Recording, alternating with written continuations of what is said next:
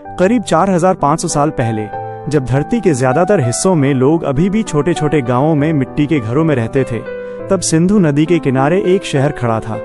इतना व्यवस्थित, इतना शांत, इतना बुद्धिमान कि आज भी आधुनिक शहर उससे सीख सकते हैं। उस शहर का नाम था हड़प्पा।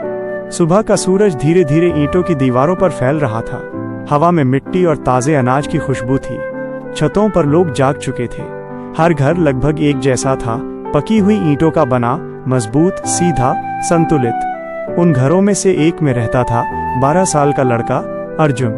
अर्जुन की सुबह बाकी बच्चों जैसी नहीं होती थी। वो नींद से उठते ही छत पर भाग जाता। वहां से उसे पूरा शहर दिखाई देता, सीधी सड़कें, एक दूसरे को काटती गलियां, पानी की ढकी हुई नालियां और दूर तक फैले अनाज के भंडार। उसकी माँ उसके पास आकर खड़ी हो गई। देख रहे हो, उसने कहा, ये सिर्फ शहर नहीं है, ये हमारी समझ है।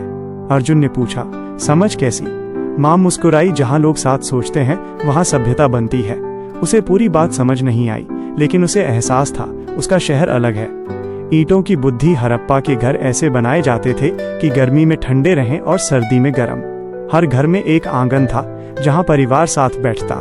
हर घर से जुड़ी एक निजी नाली थी जो शहर की बड़ी नाली से मिलती थी। साफ पानी अलग बहता था, गंदा पानी अलग। यहाँ गंदगी छिपाई नहीं जाती थी, उसे व्यवस्थित किया जाता था। अर्जुन के पिता कुम्हार थे। वो चाक पर मिट्टी घुमाते और सुंदर बर्तन बनाते। उनके हाथ इतने स्थिर थे कि मिट्टी जैसे उनकी बात मानती थी। पिताजी, अर्जुन ने पूछा, हमारे बर्तन इतने दूर क्यों जाते हैं? पिता ने एक बर्तन उठाया।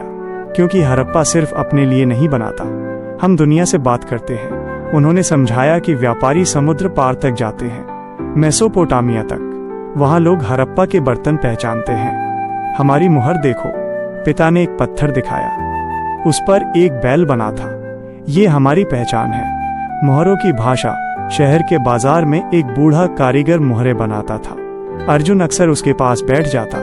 पत्थर पर छोटे छोटे निशान उकेरे जाते, जानवर चिन्ह, रेखाएं। ये क्या लिखते हो? अर्जुन ने पूछा। कारीगर ने कहा, हमारी भाषा। लेकिन ये पढ़ता कौन है? बूढ़ा हंसा। जो समझता है वही पढ़ता है। हड़प्पा की लिपि चित्रों में थी। हर चिन्ह एक विचार था। व्यापार, नाम, पहचान, सब इन मुहरों में बंद था। अर्जुन को लगता था जैसे हर मुहर में एक राज छिपा है। अनाज का साम्राज्य। शहर के बीचों बीच एक विशाल संरचना थी, अनाज का भंडार। लकड़ी के फर्श पर अनाज भरा रहता। मजदूर सावधानी से बोरे रखते।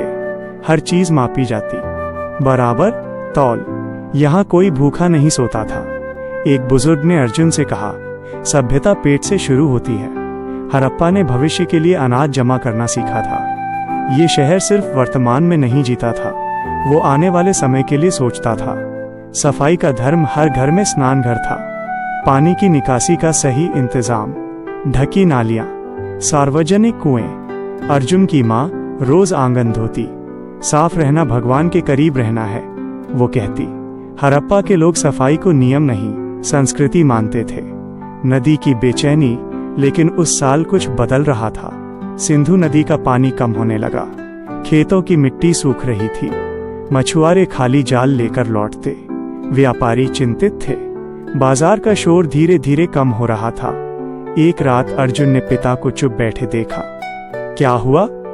पिता ने नदी की तरफ देखा। अगर नदी बदल जाए, शहर भी बदल जाता है। अर्जुन पहली बार डर गया।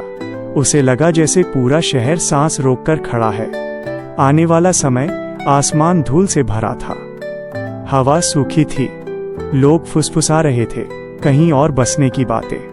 लेकिन कोई खुलकर नहीं कह रहा था, क्योंकि हड़प्पा से